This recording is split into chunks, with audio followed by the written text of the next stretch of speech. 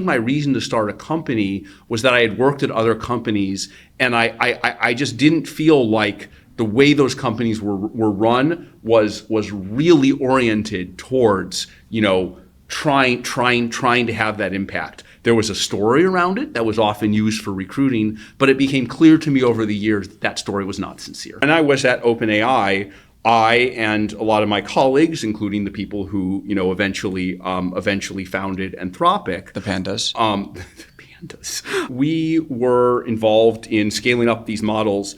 Actually, the original reason for building GPT-2 and GPT-3, it was an outgrowth of the kind of AI alignment work that we were doing, right? Where myself and Paul Cristiano and some of the Anthropic co-founders had invented this technique called RL from human feedback.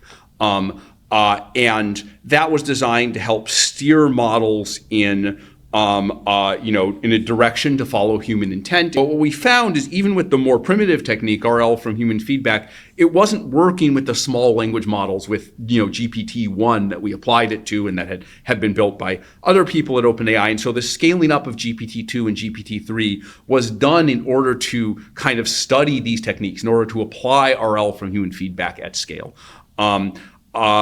This goes to one thing, which is that I think in this field, the alignment of AI systems and the capability of AI systems is intertwined in this way that always ends up being kind of more tied and more intertwined than we think.